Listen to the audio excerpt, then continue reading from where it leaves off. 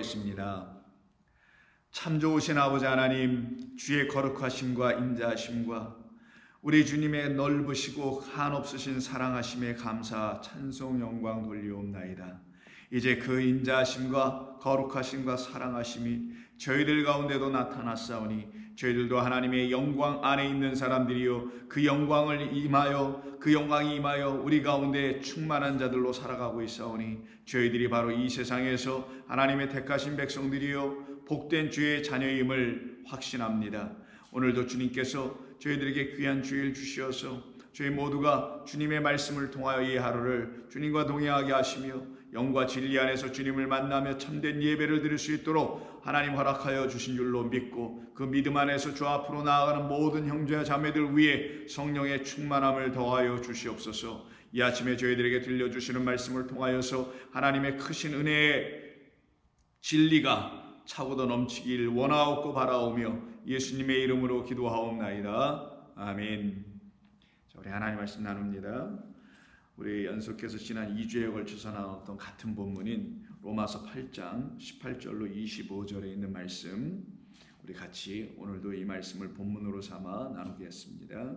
먼저 본문을 찾으시고요, 이 본문을 함께 봉독하도록 하겠습니다. 생각하건대 현재의 고난은 장차 우리에게 나타날 영광과 비교할 수 없도다. 피조물이 고대하는 바는 하나님의 아들들이 나타나는 것이니 피조물이 허무한데 굴복하는 것은 자기 뜻이 아니요 오직 굴복하게 하시는 이로 말미암음이라. 그 바라는 것은 피조물도 썩어짐의 종로로 탄 데서 해방되어 하나님의 자녀들의 영광의 자유에 이르는 것이니라.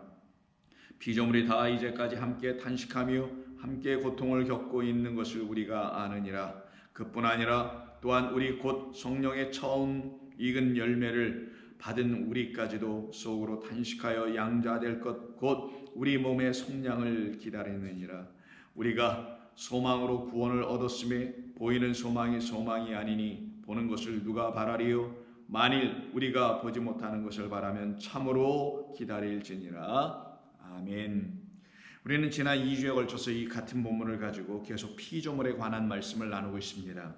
피조물, 알고 보니 창조이며 창조 세계를 말하는 것이어서 하나님께서 이 우주 모든 만물을 창조하신 그 뜻이 무엇인지를 이 본문이 오늘 우리에게 증거하여 알려주고 있는 것이죠. 우리는 그 피조물에 관계된 말씀, 하나님의 창조에 대한 말씀을 지난 2주에 걸쳐서 나눴던 것입니다. 그런데 우리가 좀 남겨놓은 부분이 좀 있었었죠. 그 부분을 우리가 함께 계속해서 나누려고 합니다. 지난 2주에 걸쳐서 나눴던 하나님의 크티시스라는 창조 혹은 창조세계라는 그 말을 오늘 피조물로 사용하고 있는데, 이 말의 뜻을 우리가 알아가려고 우리가 지난 2주에 걸쳐서 하나님이 지으신 창조와 그 창조로 말미암아 드러나게 된 창조의 세계란 이 만물들을 왜 하나님이 지으신 것인가, 이 창조는 왜 하나님이 우리에게 지으셔서 우리에게 보여주시고 나타나게 하신 것인가 라는 문제를 우리가 접근해서 우리 그리스도인들이 가져야 할 하나님의 창조에 대한 이해와 창조관과 그로 말미암아 그 창조된 세계를 바라보고 있는 우리 각 사람 한 사람도 그 창조된 피조물들 중에 하나로서 그 창조의 세계를 어떻게 인식해야 하는지에 대한 문제인 세계관, 즉 그리스도인의 세계관, 이 세상을 어떻게 이해해야 되는 것인가, 어떻게 봐야 하는 것인가, 이 세상에서 일어나는 사건 이런 것을 이야기하는 것이 아니라 하나님이 지어놓으신 이 모든 것, 이것을 어떻게 바라보고 인식하여야 하는 것인가, 그것은 우리에게 매우 중요한 것인 이유가 하나님께서 이 세상을 지으실 때는 당신의 계획과 뜻과 섭리와 작정과 그 마음으로 지으셨기 때문에 그 모든 지어진 것은 하나님의 마음과 작정과 뜻과 섭리를 담고 있는 것입니다. 근데 이 섭리가 우리에게 그대로 나타나지 않아요. 왜? 여러분 나무 보면 그렇게 하나님의 섭리가 나타나던가요? 여러분 강물을 보면 하나님의 은혜가 그냥 흘러 넘쳐 여러분을 기쁘게 해주던가요? 그렇지 않잖아요. 그럼에도 불구하고 하나님께서는 이 창조 안에 당신의 뜻을 담아놓으셔서 그 뜻을 발견하고 찾아 알 수 있도록 우리에게 당신께서 이런 것을 왜 주셨냐는 거죠.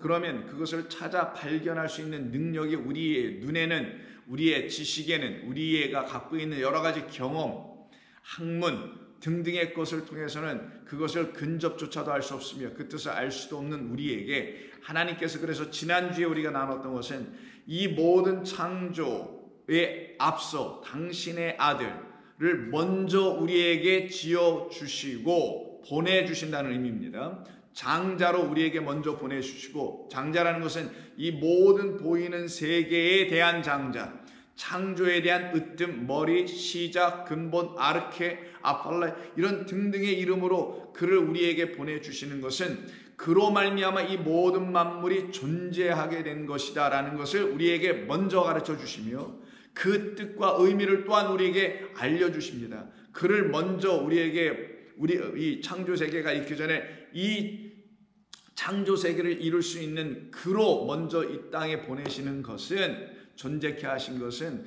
이 모든 만물은 다 그로 말미암았다라는 것을 알려주셔서 우리라는 존재, 우리가 이 만물의 한가운데 있고 만물의 한 부분을 차지하고 있는데, 우리 하나님의 형상으로 지음받은 우리라는 존재가 그 만물에 으뜸되는 그분이 누구냐? 바로 이 만물을 존재케 하는 그 하나님의 형상으로 우리에게 오신 분이니, 우리가 그를 통하여 깨달아 우리 안에 있는 하나님의 형상을 발견하게 되면 우리도 그와 같이 하나님의 뜻하신 그 창조 안에 담아놓은 섭리인 당신이 누구인지를 알게 하며, 그로 말미암아 하나님으로 말미암아 우리가 지어졌다는 사실도 알게 되며, 그리고 우리도 그 하나님의 형상을 가진 아들, 그 장자로 삼으시겠다라는 그 하나님의 놀라운 약속을 이 창조 안에 담아 놓으시려고 창조하신 것이었다.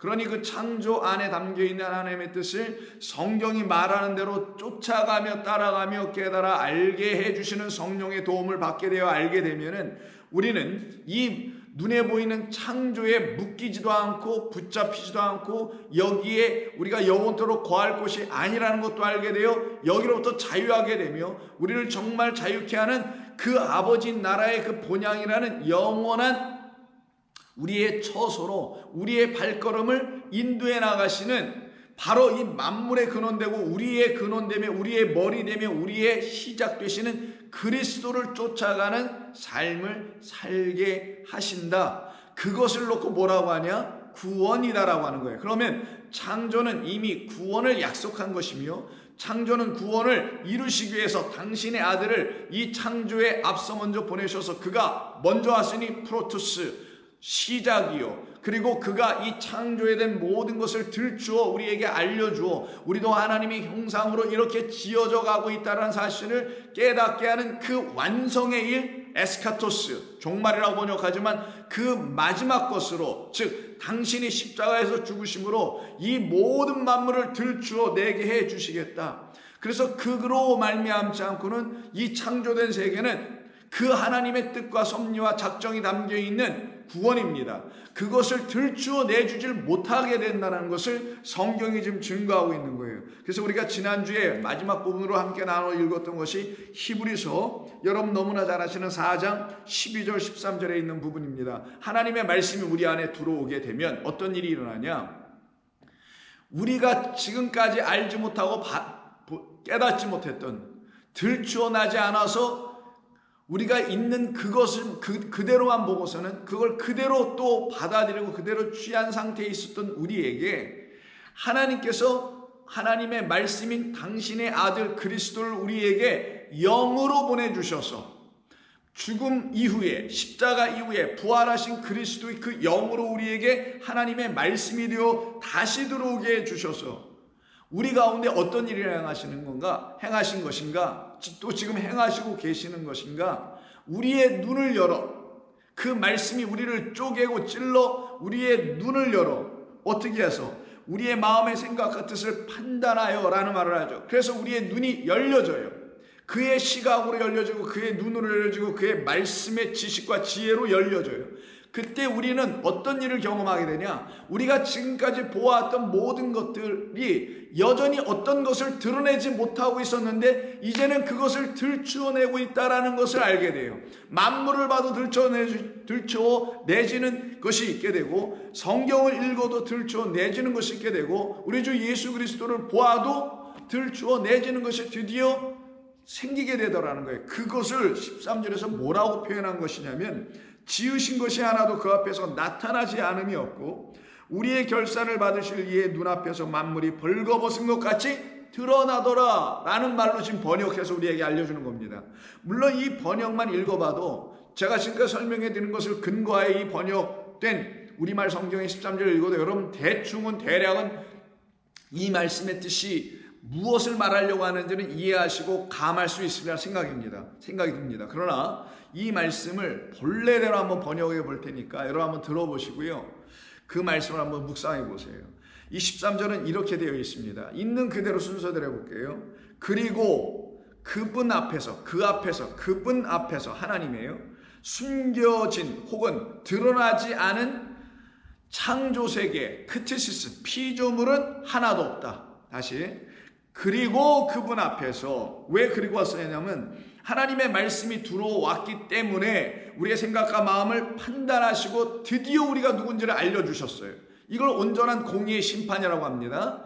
그걸 정의의 심판이라고 하는 거예요. 성경에서 말하는 그것이 딱 이루어지다 보니 그로 인해서 그분 앞에서 하나님 앞에서 혹은 하나님은 말씀이니까 말씀 앞에서 숨겨지거나 드러나지 않은 창조 세계는 아무것도 없다. 즉 창조된 이 모든 것은 다 그분 앞에서 드디어 드러나게 되는데 무엇으로 드러나게 된 건가? 하나님의 말씀이 우리 안에 들어왔을 때 창조 세계가 드디어 다르게 보이기 시작하더라 라는 말이에요. 드러나더라는 거예요. 하나도 감추어지지 않고 저 모든 것들이 다 자기의 본래의 모습을 들춰내더라. 본래의 모습을 들춰냈다라는 건 뭐예요? 뭔가를 이렇게 덮여있고 가려져 있던 것이 그 안에 있는 가리워져서 그 안에 있는 게 들춰지지 않고 바깥으로 보여지지 않았는데 이제는 보여질 거라는 거죠. 그거를 놓고 그 겉에 것 그것을 옷 입은 거라고 표현합니다. 그것을 벌거벗겼다라고 지금 표현하고 있는 거예요. 우리말로는 만물이 벌거벗은 것 같다라고 되어 있어요. 자, 그러면 그분 앞에서 드러나지 않은 창조 세계는 하나도 없다. 그리고 다음에 뭐라고 되냐면 오히려 만물들은 들추어졌으며 또한 그분의 눈들 안에서 그의 눈 안에서 모두 다 드러나 버렸다. 이게 벌거벗겼다고 했는데 벌거졌다고 했는데 다 드러나졌다. 같은 의미입니다. 그리고 하나가 더 있어요. 여기 우리말은 우리의 결산을 받으실 분이라고 되어 있는데 이 결산이란 말로 말한 것은 아마 이 본문을 심판이라고 생각을 해서 왜냐하면 위에 판단이란 말이 12절에 나오잖아요. 성경으로 보시면은 그러다 보니까 이걸 번역하실 때 이 번역하신 분께서 아마 우리가 마지막 때에 심판을 받고 그리고 심판받는 것은 우리가 지금까지 살아왔던 모든 삶의 내용을 한 번에 쫙 영화 필름 돌아가듯이 쫙 펼쳐 보여주시고는 그걸 하나하나 세마는 것 결산이 뭡니까? 세마는 거잖아요. 어떻게 오늘 하루 장사했는지 지난 일주는 어떻게 했는지 한 달은 어땠는지 1년은 어땠는지 이걸 결산한다고 하잖아요. 예산 결산할 때 그 결산을 지금 썼단 말이에요. 그럼 무엇이냐면 내가 지금까지 어떻게 살아왔는지를 결산받는다는 의미로 이걸 지금 해석을 한 거거든요. 번역을. 근데 이게 왜 이렇게 번역을 했냐면 이게 심판이라는 그 문맥으로 이 본문을 이해했기 때문이라고 생각합니다. 그런데 이 본문에 결산이란 말을 사용한 단어가 홀로고스. 여러분 정말 귀가 따가울 정도로 들었던 그 너무 쉬운 말 이제는 여러분 우리 한국말처럼 느껴지는 홀로고스예요. 그냥 말씀이라는 단어입니다. 그 말씀을 결산했다? 이렇게 의역을 해버렸어요. 근데 원래는 어떻게 써있냐? 자, 다시 들어보세요. 그리고 그분 앞에서 숨겨진 드러나지 않은 창조 세계의 피조물은 하나도 없다. 오히려 만물들은 들추어졌으며 또한 그분의 눈들 안에서 모두 다 들추어져 버렸다. 그분의 눈 안에서는 감춰질 수 있는 게 아무도 없다. 그분의 눈으로 보면 이런 말이에요. 이건 그분의 눈으로 보면 다 드러나더라. 그래서 그분의 눈을 우리에게 주려고 하나님의 말씀을 우리에게 보내주셔서 우리를 관절과 고수를 쪼개 우리를 그 눈을 우리 가운데 넣어주셨다는 의미를 좀 담는 거예요. 그러면 우리도 어떻게 돼요? 그분이 본 것처럼 우리도 똑같이 봐서 그분의 눈에는 본래의 것이 다 드러나고 본래의 것을 보시는 대로. 왜? 그분이 지으실 때는 본래 자기의 마음과 뜻으로 지었으니까 그 본래의 것이 드러나는 것처럼 우리의 눈도 그렇게 된다는 거예요. 그리고 하나 더, 우리 안에 그의 말씀을 그분 그의 말씀은 우리 안에 있는 우리 안에 있는 그 말씀은 그분을 위하여 있는 것이다. 이런 말이에요. 우리 안에 있는 그 말씀은 우리를 위한 것. 우리 안에 있는 그 말씀은 그분을 위한 것. 죄송합니다. 우리 안에 있는 그 말씀이라고 되어 있어요. 여기 역격으로 써서 우리 안에 있는, 또 우리에게 있는 그 홀로고스는 그를 위하여, 프로스란 말씀입니다. 그분을 위한 것이었어 라고 되어 있어요. 그럼 우리 안에 있는 그 말씀은 바로 우리에게 그 눈을 주시는 그분이고, 그 눈으로 우리에게 오신 그 하나님의 말씀이에요. 그러면 이게 결산이 아니라, 단순한 무슨 결산하고 세모라고 이러는 게 아니라, 우리 안에 하나님께서 그 말씀을 드디어 넣어주시게 되니 그 눈을 이젠 우리도 갖게 돼요. 그 눈으로 만물을 다시 보니, 크티스스 창조 세계를 다시 보니, 하나님이 행하신 일들을 다시 보니, 거기엔 우리도 포함되니 우리까지도 다시 보고, 우리 인간의 각각의 여러분의 삶까지도 다시 다 들여다보니 무엇이 보이더라? 진짜 실체, 그걸 갖다 진리라고 합니다. 하나님의 진짜 마음이 무엇이었는지가 드러나더라, 이런 뜻이에요. 이 일을 하시려고 하나님께서 지으신 것이다. 근데 사람들이 지어놓은 우주 만물을 놓고 제각기 해석을 하고 제각기 바라보고 제각기 취하여 갖고 있으나, 이 우주 모든 만물은 그로 말미암아 나왔으며 그로 말미암아 또 그를 위하여 있는 것이다 라는 것을 알지 못하는 이 세상의 우리 모두들은 그렇게 하나님을, 이 세상을 그리스도 예수로, 그 진리의 말씀으로 보질 못했었다. 그러나 이제 그가 우리에게 오셨기에, 성령이 되어 부활한 그리스도로 우리에게 오셨기에, 우리는 드디어 그가 보는 눈으로 우리도 보게 되니 무엇이 보이냐? 우리 안에 하나님의 말씀이라는 홀로고스가 있다라는 게 보이더라. 이 로고스를 진리로 갖고 있지 못하고 그냥 인간의 말로 갖고 있어 버리면, 홀로고스라는 하나님의 법, 진리를 담은 하나님의 율법이라는 것이 인간의 계명과 규제와 규율과 습관과 관습과 도덕과 윤리의 차원만 가득하게 만들 것이나, 이 율법이라는 홀로고스, 하나님이 지으신 모든 것은 말씀으로 지으셨으니 그 모든 법으로 지으신 것이니, 그 법 안에는 당신의 사랑과 은혜와 진리와 영원함을 다 담은 것이었구나라는 것을 그리스도 예수라는 그 만물의 으뜸이 되시는 그분으로 다시 보게 되니 이제 알겠다, 이런 것을 담은 말이에요. 그래서 히브리서 4장 12절 13절이 그렇게 중요할 수밖에 없게 되는 겁니다. 본문을 이렇게 이해하고 깨달을 때, 그러면 이 결산이라고 했다고 합니다만 결산이 아니라 그 말을 우리가 온전히 갖고 있는지를 우리에게 확인해 주시기 위해서 말씀으로 들어오셔서 우리의 말을 진리로 다시 레마로 바꿔주시는 분이 있으셔야 될 거 아니겠어요? 그분이 누구예요? 결국은 우리 주 예수 그리스도예요. 우리 주 예수 그리스도가 홀로고스이시며 우리 주 예수 그리스도 안에 담아놓으신 하나님의 은혜와 사랑을 십자가에서 보여주심으로, 그가 말한 모든 것은 율법의 행위를 지키라고 와서 또다시 말한 게 아니라 십자가에서 보여준 사랑처럼 하나님의 그 사랑과 은혜와 진리를 우리에게 들춰내러 오신 분이다 라는 것을 그분의 말씀을 통하여 다시 들여다보고 다시 바라보면은 어떤 일이 벌어지냐? 우리에게 진짜 성령이 주시는 참된 안식의 말씀이 들어올 거라는 거예요. 여러분 안에 들어와 있잖아요. 그걸 은혜와 진리라고 성경은 가르쳐 준 것입니다. 그것을 우리에게 갖도록 하시겠다. 이것이 바로 하나님의 크티스스, 피조물을 지으신 이유였다 하는 것입니다. 그러면 그 그리스도가 우리에게 오셔서 우리가 갖고 있는 잘못된 창조관, 세계관, 왜 그걸 잘못 바라보고 있으니까, 그리고 잘못된 성경에 대한 말씀에 대한 어떤 이해들, 그래서 오해의 상태에 있는 그 모든 것을 바로 잡아주시는 분으로 오실 거 아니에요. 그래서 누가복음 16장에 오늘 본문의 말씀과 똑같이 번역을 한 게 있어요. 아마 같은 분이 번역을 하신 건지 16장 1절 그 불의한 청지기라고 비유하신 우리 주님의 말씀이에요. 자, 또한 제자들에게 이르시되 어떤 부자에게 청지기가 있는데 그 주인의 소유를 낭비한다는 말이 그 주인에게 들린지라. 이때 청지기라는 단어가 나오고요. 그리고 주인의 소유를 낭비한다는 말이 나옵니다. 이건 전에도 여러 번 했으니까 그냥 하지 않겠습니다. 근데 하나만 여러분이 요번에 아시고 가셔야 될 게 뭐가 있냐면 이 청지기의 말, 청지기라는 단어가 오이코스 노모스라는 말인데 오이코스는 집이에요.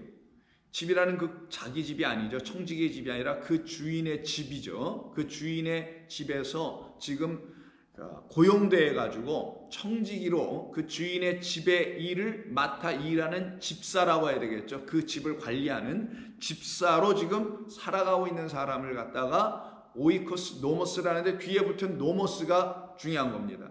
자기 집이 아니고 주인의 집이니까 자기의 법으로 하는 것이 아니라 주인의 법, 주인의 말, 주인의 명령 등등에 따라서 주인의 마음, 그 마음을 알고서는 그 마음과 법과 규례에 따라서 집행을 하고 일을 해야 될 사람을 청지기라고 하는 거예요. 자, 그러면 이 청지기를 그래서 오이코스, 집과 노모스라는 법의 두 단어의 합성으로 사용한 겁니다. 그러면 이것을 우리 주님이 지금 비유로 설명하신 것인데 모든 비유는 모든 성경은 당신을 이야기하는 거니 1차적으로 당신이에요. 이거는 그 집주인은 당신을 보내신 아버지 하나님을 말씀하시는 것이고 이 청지기는 당신 자신을 말씀하시려고 하는 것입니다. 그런데 1차적으로 그 말씀을 하고는 계시지만 사람들은 그렇게 못 알아듣고 있죠. 아, 어느 집주인과 어느 청지기에 대한 이야기인가 보다라고 듣게 돼 있어요.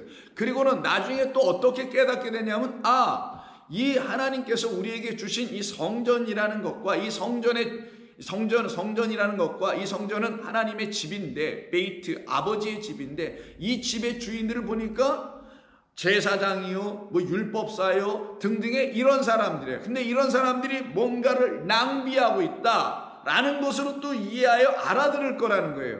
그런 낭비하고 있는 그들에게 진짜 누구를 보내시냐?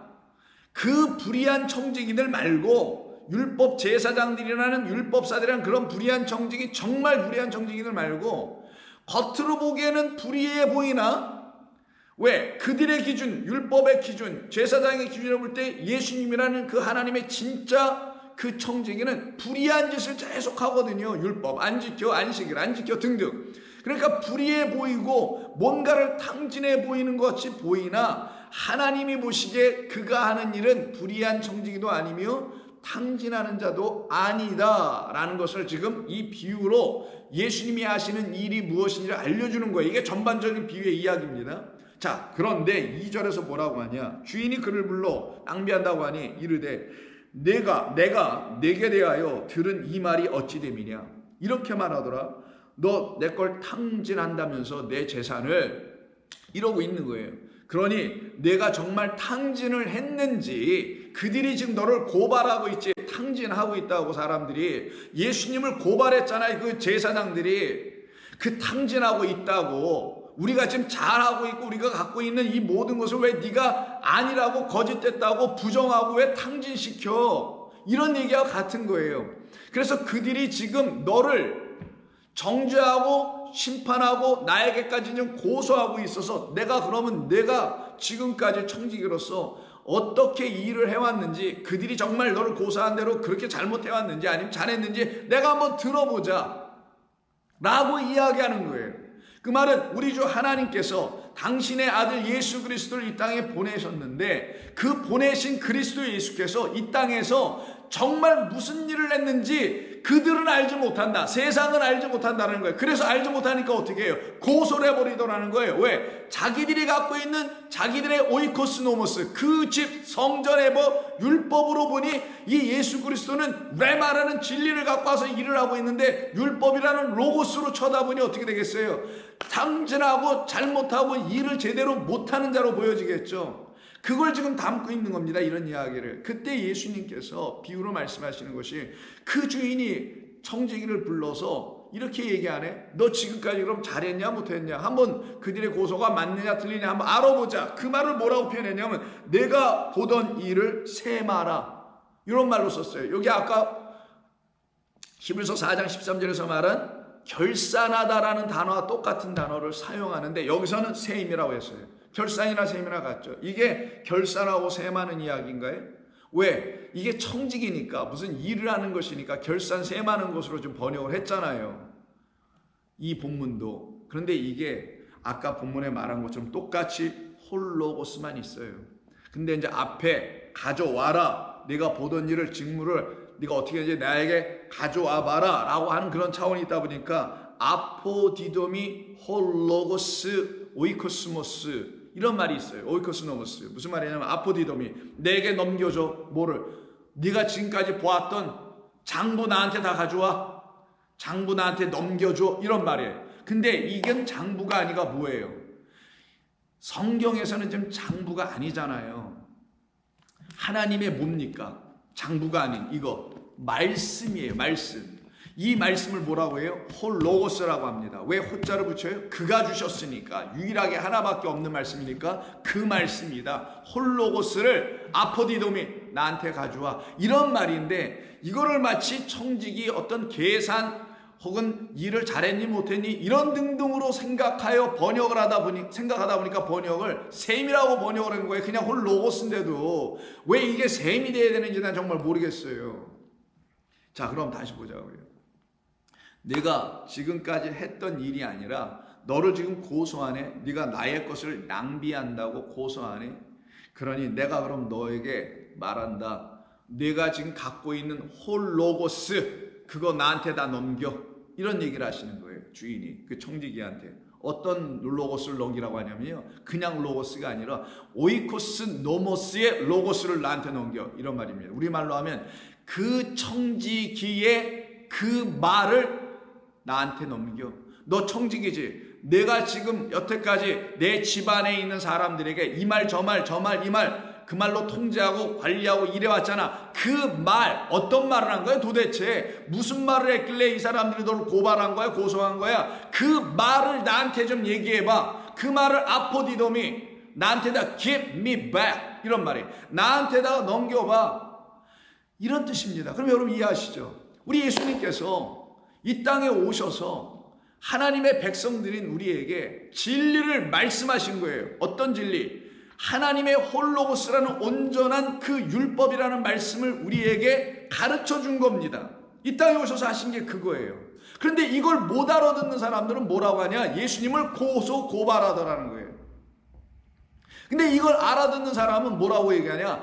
그 청지기는 집주인 당신의 말 로고스, 당신의 말 로고스뿐만 아니라 당신의 법 노모스를 율법을 우리에게 온전하게 잘 준 사람입니다 라고 깨달아 한 사람은 그는 불의한 청지기 아니고요. 나한테는 뭐예요? 선한 청지기였었어요. 착하고 충성된 종이었었습니다 라고 말하는 한 부류의 사람들이 있을 것이고, 그 예수님께서 말씀하신 홀로고스라는 이 성경 율법이 무슨 말인지 이해를 못하고 깨달으려고 하는 마음도 없고, 자기가 지금까지 전통과 유전과 장로들의 가르침을 통하여 그냥 들어버렸던 그 방식을 가지고 계속 고소하고 고집을 피운 자들에게는 그가 말하는 게 도무지 들리지도 않으니 그가 말한 거는 들어보니 전부 다 우리를 힘들게 하는 법이었었어요. 잘못된 말들이었어요. 그래서 그를 고발할 또 다른 그룹이 생긴다는 걸 말하는, 이걸 오른쪽 왼쪽 양과 염소라고도 하는 거예요. 하나님의 말씀을 깨달아 알려주시는 그리스도 예수의 말씀으로 이 말씀을 못 알아들으면 그들은 왼쪽이다. 깨달아 알아들으면 그는 우리에게 충성된 종으로 오신 선한 목자로 오신 하나님의 정말 청지기다. 세상 죄를 지고 하는 어린 양 맞다라고 고백을 하는 이 오른쪽의 그룹이 생길 거라는 겁니다. 그래서 그 말을 가져오라고 하니까 이 청지기가 어떻게 하냐? 내가 지금까지 한 일은 이런 겁니다. 내가 지금까지 한 일도 그렇지만 앞으로도 계속 할 일은 이런 겁니다 라고 갑자기 뭐를 하냐면은 그 집 주인에게 소장농 상태가 되어 있는, 즉 돈을 빌려가서 구워서 돈 맞이기 받아서 거기서 소출을 내가지고 그 원금을 갖고 이자를 갖고 등등 뭐 해야 하는 그런 사람들, 그 집주인의 종들을 다 청지기가 불러다가 하는 말이 있어요. 그게 바로 4절 내가 할 일을 알았도다 라는 말이에요. 이 할 일을 아는 분, 이게 무슨 말이겠어요? 아버지께서, 집주인께서, 청지기인 아들인 나 그리스도 예수 당신 우리 주님에게 시키신 일이 무엇인지를 아는 분은 하나님의 아들밖에 없다라는 것입니다. 그래서 나는 이제 할 일을 알았도다 이렇게 표현하고 있는 거, 우리 예수님의 비유니까, 비유면 이 본뜻을 잘 이해해야 되죠. 이렇게 하면 직분을 빼앗긴 후에 사람들이 나를 자기 집으로 영접하리라. 더 이상 나는 오이코스 노모스의 그 직분을 갖지 않게 해야지. 이제는 나는 이들을 더 이상 관리하고 그 법, 그 노모스라는 율법으로 이들을 통제하고 이러는 일을 난 더 이상 하지 않아야지. 이런 것도 담겨 있는 거예요. 그리고 나는 그들에게 참으로 그들을 자유케 하고 그 포로된 상태에서 풀려나게 해주는 하나님의 영, 그 영이 내게 임하였으니 그 영으로, 그 진리로, 그 생명의 말씀으로 이들을 자유케 해줘야지. 그러니 그 다음에 5절, 6절에, 7절에 나온 이야기는 그 종들을 자유케 하여 집주인과 같게, 균등하게, 똑같게 만들어줘서 더 이상 종 노릇하는 자들이 아니요, 집주인이 나를 얼마나 사랑하는지 알고 그 집주인을 온전히 섬기고 사랑하는 관계로 만드는 분으로 오신 분이 진짜 이 청지기 예수 그리스도였다는 걸 말하는 거예요. 그때 저와 여러분은 그런 예수님을 만나야만이 우리의 영원하신 아버지, 그를 우리에게 보내신 그 아버지 하나님과 우리가 화목하게 되는 거예요. 진짜로 그 화목하게 하기 위해서 만물의 으뜸 되신 그리스도를 먼저 보내셔서 십자가에서 그의 피로 우리의 죄를 용서하시고, 그리고 우리와 하나님과의 원수의 관계를 폐하시고 화목하게 하셨다. 왜? 그 일이 만물을 창조하신 이유다. 지금 우리가 만물 창조를 놓고 이야기하는 걸까 놓치지 말고 들으시라는 거예요. 그러면서 5절에 뭐라고 하냐? 주인에게 빚진 자를 일일이 불러다가 먼저 온 자에게 이르되 내가 내 주인에게 얼마나 빚졌느냐 말하기를 기름 100마리입니다. 그런데 그러면 내 증서를 가지고 빨리 앉아서 50이라 써라. 그럼 지난번에 새벽에도 말씀에서 전해드렸던 것처럼 50이라 썼으면 이 사람은 50 탕감 받은 거죠. 50은 누가 탕감해 준 거예요? 그럼요, 이 청지기가 50을 그냥 그 자리에서 자기 이름으로 그냥 탕감해 버린 거예요. 나 청지기야, 내가 이런 권한 정도는 있어, 그냥 탕감해 준 거예요. 50 탕감해 줬습니다. 이 청지기가. 또 다른 사람 불러서 말하되 기름 100마리이다.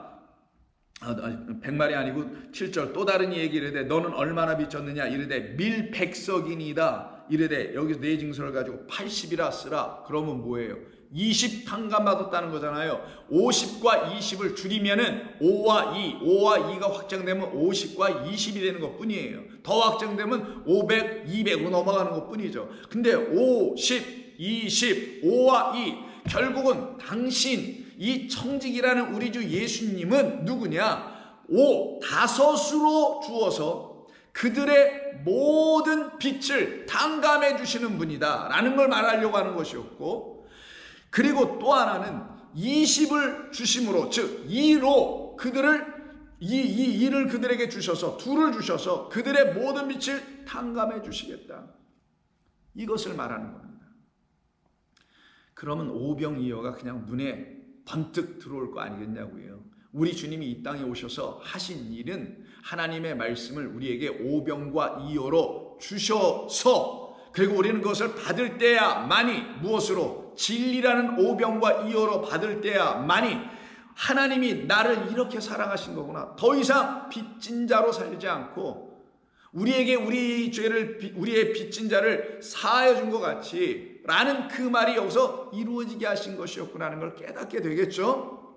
이게 바로 그 불의한 청지기라고 고발당하였던 이 사람이 결국 우리 주 예수님께서 우리에게 이 땅에 오셔서 하신 일이 5으로 우리의 빚을 갚아 우리가 완전한 백을 갖게 하시고, 즉 하나님의 온전한 말씀을 갖게 하시고, 2로 우리의 빚을 갚아주셔서 우리로 하여금 또다시 완전한 하나님의 말씀을 갖게 해주셔서 그 하나님과 온전한 관계, 그 주인과 온전한 관계, 더 이상의 빚진 관계, 채무 채권의 관계가 아니라 평등한 똑같은 관계로 만들어 놓으시는 역사.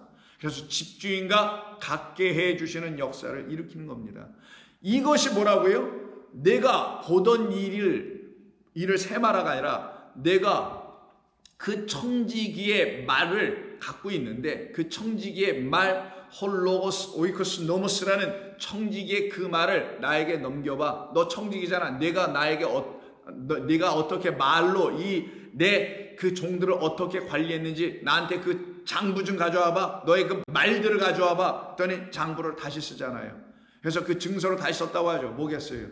이게 증서입니다. 이 증서가 나와 하나님을 온전히 하나가 되게 하면은 이거는 결혼 문서가 되고, 이 말씀이 하나님과 나를 이렇게 나눠지게 하면 이건 이혼 문서가 된다는 걸 많이 들으셔서 아시죠? 그런데 이 말씀이 하나님의 홀로고스를 진리로 알려주지 못하면 이거는 우리에게 죄와 사망, 빈문서처럼 우리에게 여전히 해결되지 않아, 갚아지지 않아, 풀려지지 않아, 우리의 수고를 열심히 계속하지 않으면 안 되게 하는 그런 말씀으로 남게 되는 것이고, 그런 상태에 있는 우리에게 이 말씀의 주인이고 이 말씀의 주인공 대신 우리 주님이 오셔서 이 말은 본래 그런 뜻이 아니었어. 그러니 이제 나로 말미암아 다시 한번 들어보자 라고 다시 들려주는 그 로고스를 듣게 되니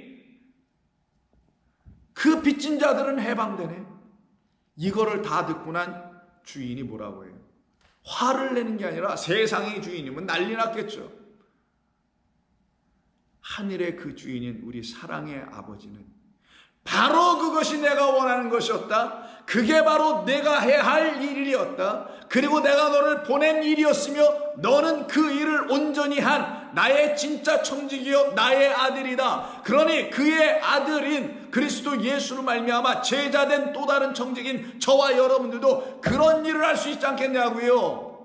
70번씩 7번이라도 용서할 수 있는 일이 일어나지 않겠느냐고요. 남의 죄, 누구의 죄 용서 그런 차원이 아니라 묶여있는 빚진 상태로 1만 달란트 빚진 상태로 묶여있는 이 하나님의 말씀에 그냥 자기의 마음과 생각과 사람의 가르침들로 여전히 묶여버려 있는 그 영혼들을 풀어낼 수 있는 자 될 수 있지 않겠느냐고요. 왜? 우리도 한때 그런 영혼들이었는데, 그런 그냥 피조물들이었는데, 이 피조물이 우리의 크티시스, 우리가 이제 하나님이 보내신 진짜 그 으뜸, 만물의 으뜸, 이 크티시스의 창조세계의 머리 대신 그분을 딱 만나니 어떻게? 그가 내게 머리를 내려놓아 주심으로, 십자가에서 그 머리를 내려놓아 주심으로, 그러니 내가 먼저 어떻게 된 거예요? 우리가 먼저 이 은혜를 입은 사람이 된 거 아니에요? 그럼 우리도 뭐가 돼요?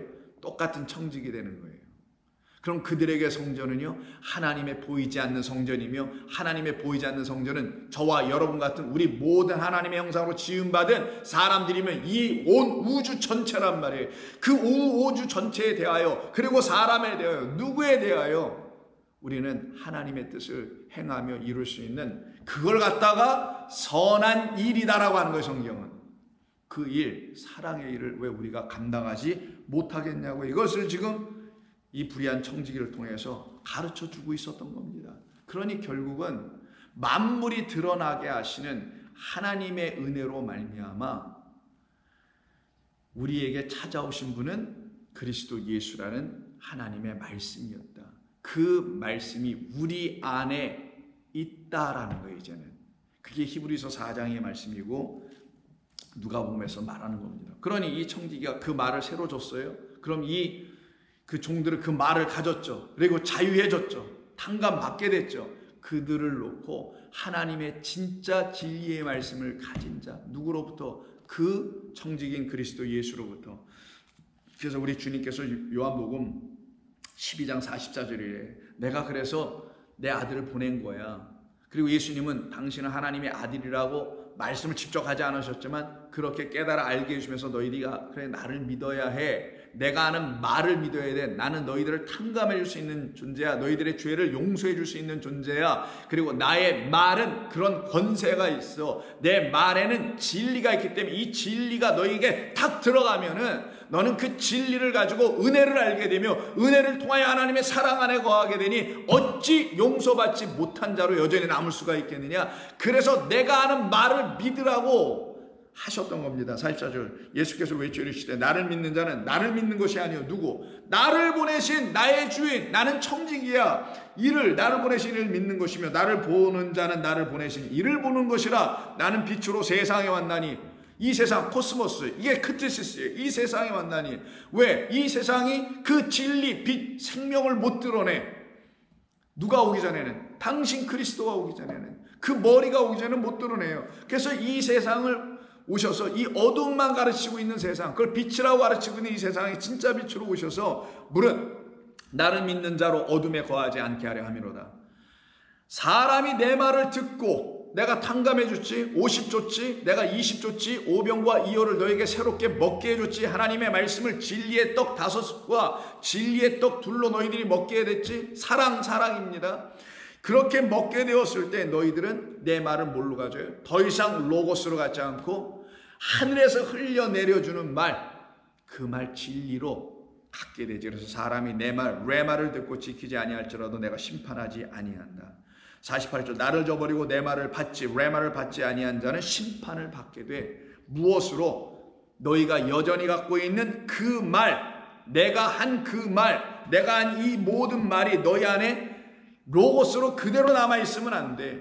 먼저는 너희 안엔 로고스가 있다는 걸 내가 들춰준 거고, 그게 히브리서. 그 말을 가지고 우리를 온전히 탕감시켜주고 그걸 풀어주시고 해석해주시고 깨닫게 해주시는 그리스도 예수인 모든 말씀의 머리 대신 그분이 오셔서 말을 해주지 않으면 너희들은 아무것도 안 낸다. 근데 너희가 내가 와서 그 말을 하는데도 안 듣고 있네. 그래서 너희는 여전히 그냥 그 말만 갖고 있네. 겉의 말만.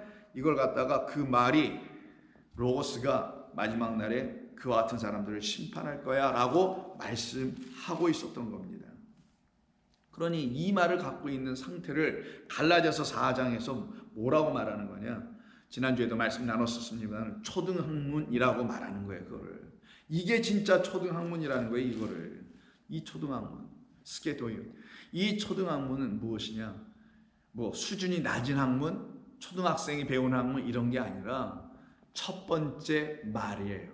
첫 번째 하늘, 첫 번째 땅, 우리의 그냥 눈으로 보여지는 그런 모든 것, 그것만 갖고 있는 거. 제 성경에 여기다 또 관주가 있네요. 뭐라고 되어 있냐면 이 스토이케이아는 고대의 우주관과 운명론이라고 되어 있네요. 뭐 그렇게 볼 수 있죠. 고대 사회에 다른 예수 믿지 않는 사람들이 갖고 있는 우주관, 세계관, 세상을 어떻게 보고 있느냐, 그런 정도의 차원의 지식들, 인간 스스로가 갖고 있는 운명론, 뭐 이런 거 사주팔자, 별 보고 달 보고 뭐 이런 12궁도 보고 뭐 이런 등등 하는 거 있잖아요. 그런 차원의 것들로 너희들은 그 안에 갇혀서, 이 사람의 가르침 속에 갇혀서 그 말을 섬기는, 그 말을 따르는, 그 말에 또 지배받죠. 한마디 하면 지배받잖아요. 또 그런 사람들이 종노릇 하였더니 이게 바로 로고스만 갖고 있다라고 성경이 지금 얘기하는 거예요. 하나님이 지어놓으신 모든 것은 단순히 그런 거나 가르치려고 그런 뜻이나 보여주려고 한 게 아니다. 거기에 질서가 있지. 왜? 그 질서는 내가 참으로 너희에게 나의 영원한 진리라는 걸 주려고 그렇게 질서를 차서대로 만들어 놓은 거야. 라는 것이었는데 그는 그냥 그런 질서를 패턴으로 잡고 그걸로 점이나 치고 하잖아요. 세상에나 한번 해석해 보려고 하고. 그러나 때가 참에 하나님의 때 카이로스가 우리 가운데 임하니 하나님이 그 아들을 보내사 여자에게 나시고 율법 아래 나게 하신 것은, 우리에게 나시고 우리가 갖고 있는 율법 아래 나게 하신 것은 우리를 율법 그 여자에게서, 미혹받은 그 여자에게서 나오게 하려고 하는 것이다. 우리가 미혹받고 있었으니까. 율법 아래 있는 자들을 속량하시고 하시려고 우리로 아들의 명분을 얻게 하시려고. 이게 로마서 8장에 있는 아들의 명분 휘오테시아잖아요. 양자라는 것. 너희가 아들이므로 하나님이 그 아들의 영을 우리 마음 가운데 보내사 아빠 아버지라고 부르셨으니 이후로 너희들은 종이 아니다, 빚진 자들이 아니다, 아들이니 아들이면 하나님으로 말미암아 유업을 받는 상속자들이다 라고 말을 한 거예요. 그러니 이 초등학문이라는 말, 상속자, 양자됨, 보이는 세상, 그리스도, 이 모든 건 다 하나로 연결되어 있어요. 성경이 어디 하나로 안 연결된 게 없지만 이것을 이루시기 위해서 당신께서 오셨다, 우리에게. 근데 오셔서 이 일을 이루시는 곳이 어디였다? 십자가였다. 왜 십자가에서 이 일을 이루시냐? 우리에게 진짜가 있다라는 걸 알려주려고. 눈에 보이는 이런 제사로 우리가 용서받는 게 아니요, 하나님의 말씀으로 오신 그가 우리가 갖고 있는 잘못된 말들을 다 가지고 가야만 그 눈에 보이는 제사로 자기의 공의나 앞세우고 있는 그 모든 것이 끊어지고, 하나님의 의와 하나님 보내신 사랑의 아들, 그 나라에 속하게 하려고 그가 와서 당신을 하나님의 보내심을 받은 어린 양이라고 우리에게 보여주므로, 우리가 들고 있는 어린 양, 그 들고 있는 어린 양을 갖고 있는 모든 자들을 다 부끄럽게 만들어 주셔서 자기들의 어린 양을 뒤에 감추고 버리게 하시고, 하나님이 보내신 그 어린 양 예수 그리스도, 우리의 죄를 해결해 주시는, 우리의 영혼의 문제를 완성해 버리시는 그 영단번의 제사를 드리는 그분으로 말미암아 이 땅의 세계에 거하고 거기에 갇히지 않고 영원한 아버지의 나라, 그 장막, 사람의 손으로 지은 것이 아니요 보이지 않는 손,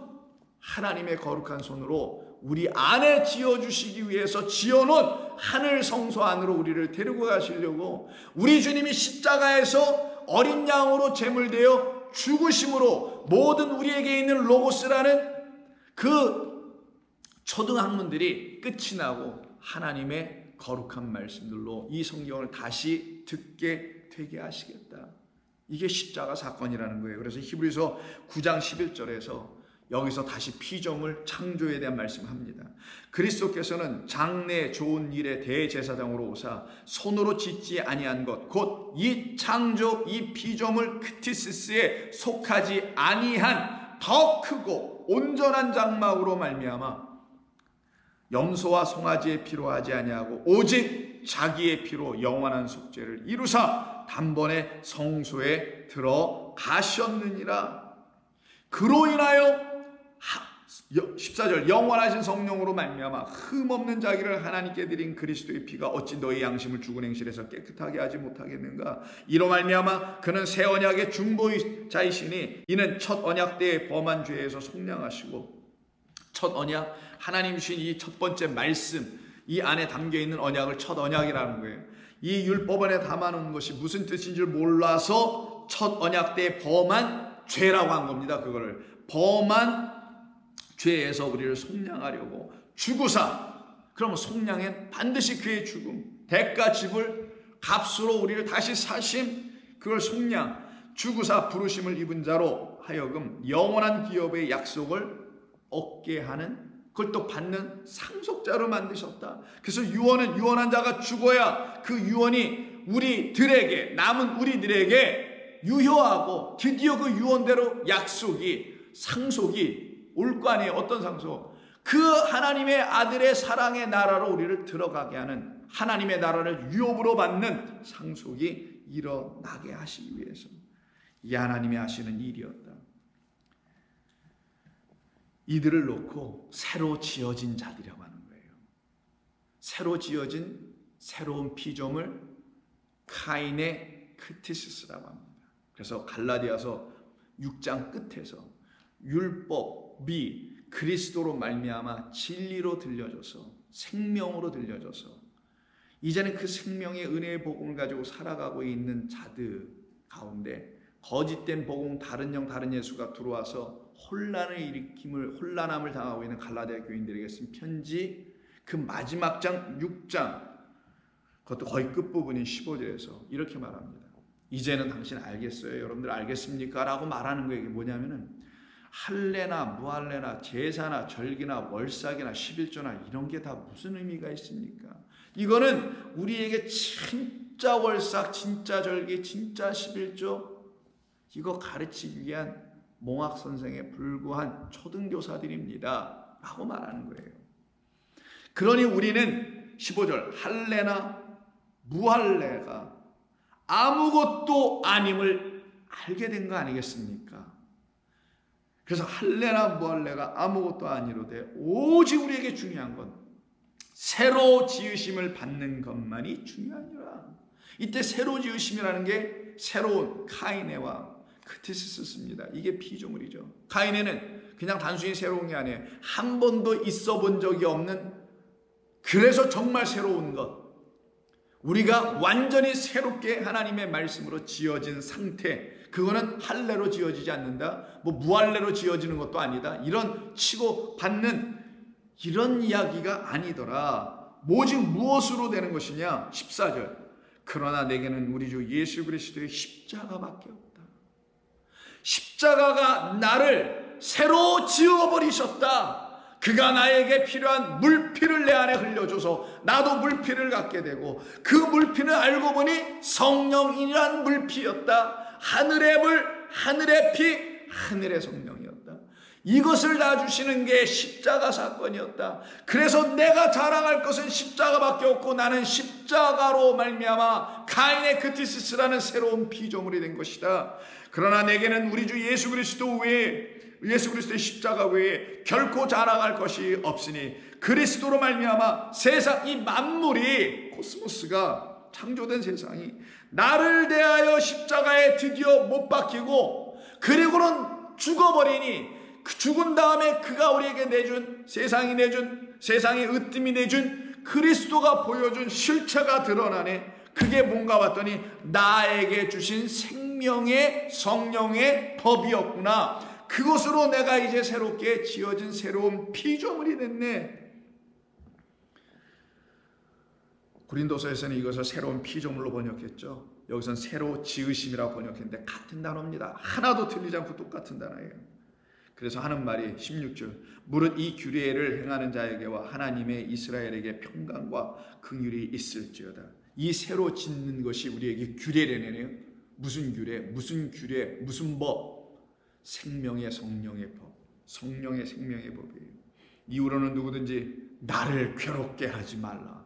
난 더 이상 율법이냐 무율법이냐, 뭐 이런 걸 무할례냐, 할례냐 무할례냐, 이런 걸로 나는 옥신각신 티격태격 논쟁하고 싶지 않다. 다 의미 없다. 그리스도의 예수님께서 십자가에서 이 만유를 당신의 발 아래 복종하게 하시고, 이 만유에 있는 만물들을 당신 앞으로 다 불러 모으시기 위해서 하신 것뿐이었다. 근데 그것이 십자가에서 다 나를 위해서 이루었네. 그러니 내가 자랑할 건 십자가며 내게 있는 것도 십자가니, 이후로는 누구든지 나를 괴롭게 하지 말라. 나는 자유하다라는 거예요. 당신들이 아무리 뭐라고 말해도 나는 자유하다. 율법주의자들이 뭐라고 말하든, 자유주의자들이 뭐라고 말을 하든, 근본주의자들이 뭐라고 말을 하든, 무슨 복음주의자들이 뭐라고 말을 하든 아무것도 상관하지 아니하고, 나는 이제 십자가로 자유하다. 나를 괴롭게 하지 말라. 내가 내 몸에 예수의 흔적을 지니고 있노라. 고린도후서 4장 10절에서 뭐라 그랬어요? 예수의 죽음을 내 몸에 짊어지면 예수의 생명이 내게서 나에게 나타나게 하려 함이라 라는 그 흔적, 그걸 십자가라고 합니다. 그래서 고린도후서 5장 16절에서 바울이 이렇게 말하죠. 그러니 내가 율법이니 뭐 율법이 아니니 뭐 할례를 받아야 되니 아니니 세례를 받아야 되니 말아야 되니 내가 이런 걸 가지고 얘기해야 되겠어요 여러분? 이렇게 말하는 게 뭐라고 표현하냐? 그러므로 5장 16절, 우리가 이제부터는 어떤 사람도 육신을 따라 알지 아니하노라. 비록 우리가 그리스도도 육신을 따라 알았으나 처음에는, 그러나 이제부터는 그같이 알지 아니하노라. 그런즉 누구든지 그리스도 안에 있으면 카인의 크티시스, 새로운 지으심이라고 했죠. 아까는 새로운 피조물이다. 본래 말로 하면 새로운 창조다. 그걸 갖다 새하늘과 새 땅이다. 새하늘과 새 땅은 우리 주 예수 그리스도, 그가 이 땅에서 하늘로 승천하셨으니 새 하늘이 되고, 그 새 하늘이 다시 우리에게 강림하여 파루시아로 우리에게 오시면 새 땅이 돼버리네. 내가 땅으로 오셨으니 그걸 갖다 새하늘과 새 땅이라고 하는 거예요. 그 새하늘과 새 땅 되신 그분을 영접한 우리도 새하늘과 새 땅 됐음을 새로운 피조물이다. 하늘로 말미암아 지어진 땅들이다. 근데 이 땅은 육이 끝나는 날 다 맞춰지게 될 것이며 그날 우리는 하늘로만 산다. 이걸 성경이 주는 약속, 하나님의 맹세라고 합니다. 믿고 싶은 사람만 믿을 거예요, 여러분. 세상은 믿을 수 없어요. 오직 저와 여러분들 하나님의 말씀을 갖고 있고 그 말씀을 사모하며 지어져 가는 그런 사람들만에게 주어지는 것입니다. 그래서 이 일을 내게 이루시려고 나를 새로운 피조물로 만드시려고 어떻게 하셨는가? 그 후에 하나님의 사랑, 그리스도의 사랑이 이렇게 이루신 것이다. 그게 십자가의 사랑이었다. 그래서 14절 그리스도의 사랑이 우리를 강권하시는도다. 우리가 생각하건대 한 사람이 모든 사람을 대신하여 죽었은즉 모든 사람이 죽은 것이냐. 그러니 이 모든 것을 내가 깨달아 알았으니 이제 이것을 내가 가지고 그리스도의 복음의 일꾼이라는 그 직분을 내가 감당해야 되겠다. 그래서 고린도 교회에 편지를 쓴 거예요. 어떤 편지? 당신들은 여전히 하나님을 만나지 못함으로 말미암아 하나님과 화목하지 못하고 있네요. 그래서 19절 곧 하나님께서 그리스도 예수 안에서 세상을 자기와 화목하게 하시며 그들의 죄를 그들에게 돌리지 아니하시고 화목하게 하시는 말씀을 우리에게 부탁하셨느니라. 21절 하나님이 죄를 알지도 못하신 그분 예수를 우리를 위하여 대신하여 죄로 삼으신 것은 우리로 하여금 그 안에서 하나님의 의가 되게 하려 하십니다. 이 직분을 가지고 하나님의 일꾼으로 난 나아간다. 그래서 6장 4절 모든 일에 하나님의 일꾼으로 자천하여 많이 견디는 것과 환난과 궁핍과 고난. 그래서 그 고난 받는 것이 내게 유익함을 안 사람들은 그 나타나고 있는 하나님의 영광에 비교할 수 없으니 그 말을 여기서 사도 바울이 또 쓰는 거죠. 오직 모든 일에 하나님의 일꾼으로 자천하여 많이 견디는 것과 환난과 궁핍과 고난과 매맞음과 갇힘과 난눈과 수고로움과 자지 못함과 먹지 못한 가운데서도 깨끗함과 이게 나타나고 있는 거예요. 이게 영광이 깨끗함과 지식과 오래 참음과 자비함과 성령의 감화와 거짓이 없는 사랑과 진리의 말씀과 하나님의 능력으로 의의 무기를 좌우에 삼고 영광과 욕됨으로 그러하였으며 악한 이름과 아름다운 이름으로 그리하였느니라.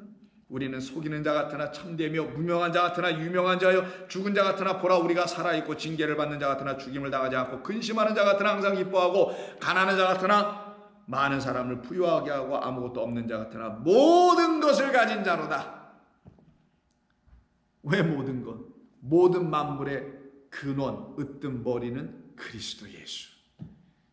그분을 이제는 가졌으니. 이게 사도 바울이 고린도 교회를 향했던 말입니다. 그래서 로마서 오늘 본문 8장에 피조물들의 크티스가 그렇게 많이 언급되고 나왔던 거죠. 근데 로마서 8장의 마지막 절인 39절에서 이렇게 말합니다. 바울은 높음이나 깊음이나 다른 어떤 피조물이라도 이게 뭐예요? 이 세상 모든 것들이라도 그 가운데 있었던 나도 이제는 거기서 나와서 그 모든 지으신 뜻이 무엇인지를 알았어요. 그래서 그것을 바라보게 됐어요. 그런 사람을 누구라 하냐? 우리라고 하는 거예요. 지금 성경은 높음이나 깊음이나 다른 어떤 피조물들이라도 우리를 거기서 나와 있는 우리를 그게 무슨 뜻인지를 안 우리를 우리 주 그리스도 예수 안에 있는 하나님의 사랑에서 끊을 수가 없느니라. 그래서 여기서 피조물이 나옵니다. 그럼 피조물들이 학수고대하고 바라보고 기다리고 있다고 하죠. 오늘 본문 19절, 20절, 21절 계속. 그럼 그들이 기다린 건 십자가에 나타난 하나님의 사랑인 그리스도 예수를 기다리는 거죠. 그 아들을 기다리며 그 아들로 아들되고 양자된 우리들이 이제 그 아들의 역할을 감당해야 되니 이 피조물들은 그 아들들을 기다리는 것이다. 20절. 19절 피조물들이 고대하는 이 눈에 보이는 모든 것들 가운데 있는 모든 것들이 기대하고 고대하는 바는 하나님의 아들들이 나타나는 것이라. 그게 우리 하나님의 뜻이었던 겁니다. 그러면 이 복음의 일꾼으로 이 사랑의 말씀을 전하는 사람들로 우리를 살아가게 하시려고 우리 주님이 부활 승천하실 때 제자들인 그들에게 이렇게 말씀하십니다. 마가복음 16장 끝에 14절 그 후 11 제자가 음식 먹을 때 예수께서 그들에게 나타나서 그들의 믿음 없는 것과 마음이 완악한 것을 꾸짖으시니 이는 자기가 살아난 것을 본 자들의 말을 믿지 아니함이로라. 또 이르시되 너희는 온 천하에 다니며 만민에게 복음을 전파하라 라고 할 때 이 만민이 사실은 모든 크티시스, 창조 세계 피조물들에게 복음을 전하라. 믿고 세례를 받는 사람은 구원 얻을 것이요 믿지 않는 사람은 정죄를 받으리라. 그러니까 가서 뭐 세례나 행하고 교리적으로 그런 걸 하라는 그런 말씀인가 이게요? 믿는 것이 뭔지도 모르고 그냥 세례만 전하고 있나요? 바울은 고린도전서에서 이렇게 얘기하잖아요. 1장에서 나는 세례를 전함이 아니요 난 그 일을 하는 게 아니요 나는 복음을 전하려 함이라라고 말하죠. 그러면 여기 모든 크티시스 만물에게 가서 모든 피조물들에게 복음을 전할 때 세례를 받는 것이 전제되어 있네요. 믿고 세례를 받는다잖아요. 믿고. 그럼 믿게 해주는 말이 있어야 세례도 이루어질 것이죠. 그러면 그들은 구원을 받게 된다. 그럼 이들이 가서 우리 복음 전도자들이 가서 전해야 될 그 믿음이라는 말이 도대체 뭐겠어요? 믿게 하는 그 세례라는 게 뭐겠어요? 그 말씀에 대해서 골로새서 한번 보실까요? 자, 골로새서 2장에서 이렇게 말합니다. 2장 8절 누가 철학과 헛된 속임수로 너희를 사로잡을까 주의하라. 이것은 사람의 전통과 세상의 스토이케이아 초등학문을 따름이요 그리스도라는 진리의 말씀을 따름이 아니라. 여기서 다시 얘기하죠. 제자들에게 말한 거예요. 너희들이 지금 믿지 못하면 내가 너희들에게 그리스도가 되어지 못해서 그런 거야. 그리스도가 되어 있지 않다는 건 너희가 지금 여전히 만물을 너희의 눈으로 보고 있기 때문인 거야. 너희가 성경을 너희 사람의 전통, 속임수, 철학 뭐 이런 거 초등학문으로 보고 있기 때문이야. 나라는 그리스도로 이 세상도 못 보고 그리스도로 성경을 못 보고 있기 때문이야. 그래서 너희들에게 믿음이 들어가 있잖아.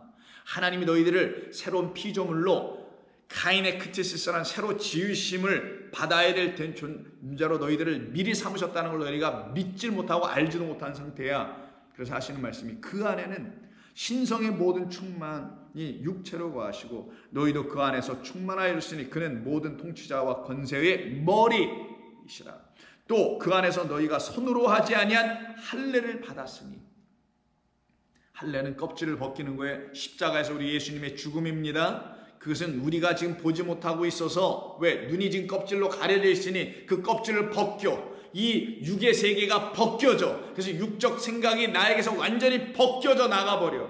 이걸 할례라고 하는 거예요. 곧 육의 몸을 벗는 것이요 이 일은 그리스도가 하신 것이어서 그 할례는 우리가 하는 것이 아니라 그리스도가 하시는 할례다. 그걸 그리스도의 할례라. 그리스도의 할례?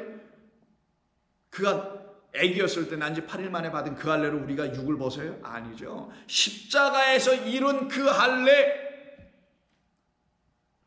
너희가 세례로 그리스도와 함께 장사되고. 갑자기 할례를 얘기하다가 바울은 골로새 교인들에게 세례를 말합니다. 그리스도가 받으신 그 할례, 십자가에서 너희들이 함께 죽으면 이게 바로 너희 가운데 이루어진 세례, 하늘에서의 물이 너희 가운데 부어짐이야. 성령이 비둘기같이 너희 가운데 부어짐이야.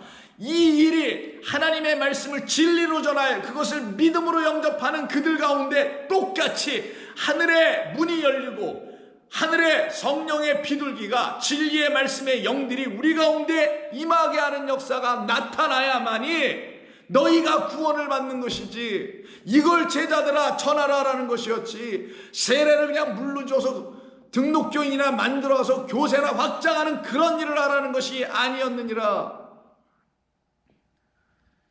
너희가 세례로 그리스도와 함께 장사되고 또 죽은 자들 가운데서 그를 일으키신 하나님의 역사를 믿음으로 말미암아 그 안에서 함께 일으키심을 받았느니라.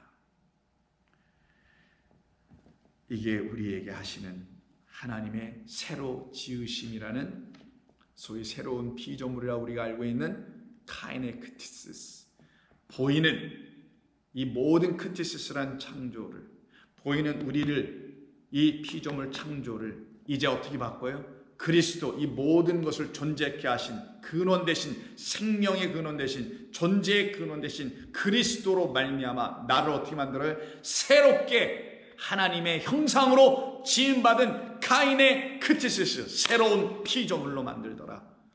할렐루야. 우리 감사하십시다. 이렇게 구원받게 하신 것을 기도합니다. 하나님 아버지 감사합니다. 지난 3주에 걸쳐서 이 본문을 가지고 저희들이 묵상하며 나누어 봤습니다. 아버지, 주님의 뜻대로 온전히 전했는지 참으로 두렵기만 합니다. 간구하옵기는 아버지의 말씀이 온전히 진리로 전달되고 들려줄 수 있도록 이제 성령께서 가르치시고 각 사람 한 사람 마음에서 당신의 영으로 진리로 가르쳐 온전하게 세워 주시옵소서. 성도들을 위로하시고 지금 어려운 때를 지나가고 있는 모든 성도들에게 소망 안에서 우리는 자꾸만 이 땅에서 육이 패하여져 가고 영은 날로 살아나는, 그래서 나는 망해야 하고 그는 흥하여야 한다는 그 고백처럼 나라는 육은 점점 떠나가고 그라는 영은 내 안에서 점점 흥하여지고 풍성해지는 그 은혜의 백성들로만 우리를 날마다 지어가여 주시옵소서.